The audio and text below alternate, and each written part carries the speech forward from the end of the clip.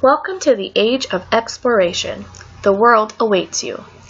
During the 1400s, Europeans only knew of the world that existed around them, the continents of Europe, Asia, and Africa.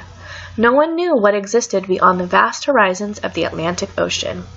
Soon, however, a man named Christopher Columbus would discover that there was more beyond what their eyes could see.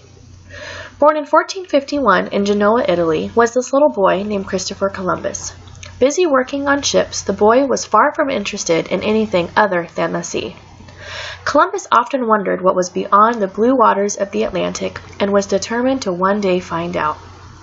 As Columbus got older, he studied maps and navigation.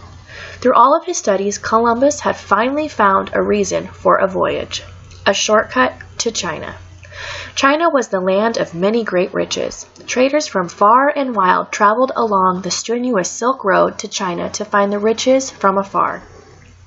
The Silk Road was the route that connected trade from Western Europe to China and the lands of the East. It was given the name the Silk Road because silk was one of the major riches traded along the route.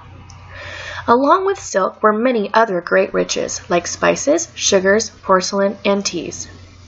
Columbus knew of not only the Silk Road, but also the long, strenuous route by sea to China.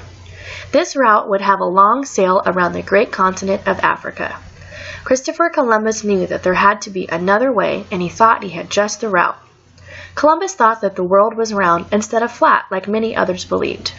He thought that if he were to journey out into the sea, that he would cross the sea and land in the east. Christopher Columbus was now determined, and he asked for help. After asking several for financial help, Queen Isabella and King Ferdinand finally agreed. So on August 3, 1492, Christopher Columbus set sail with many men. Making the trip with him were 3 ships given to him by the king and his wife, the Nina, the Pinta, and the Santa Maria. Columbus traveled for several days and several nights to the point where his crew had lost hope. Thankfully, though, they didn't give up because there was something yet to come. On October 12, 1492, Columbus and his crew finally had found land. They had finally made it to the land next to India.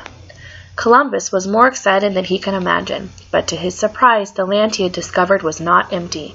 There were natives who had already occupied this land, and because he had thought he had landed near India, he gave these people the name the Indians. The Indians were not at all happy about the new settlers in their land. After time on land, Columbus discovered that what he had found was not a land next to India, but was actually part of a world that was unknown. He then decided to name his first discovery the island of San Salvador.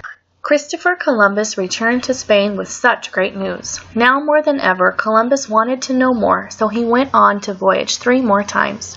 On each of his voyages, he discovered so much that he inspired many others to join. Countries from all over who heard of the great news began sending their own men. One man who followed in Christopher Columbus's footsteps was a man named Hernando de Soto. De Soto was a Spanish conquistador who helped in the discovery of this new land. On his first stop, he encountered a people living there named the Incas, and after several battles, De Soto was able to conquer and take their land for their own. De Soto's legacy for the New World was that he was the first of the Europeans to find the Mississippi. After 4 long years, De Soto and his men had traveled all over this new territory, making claims of their own.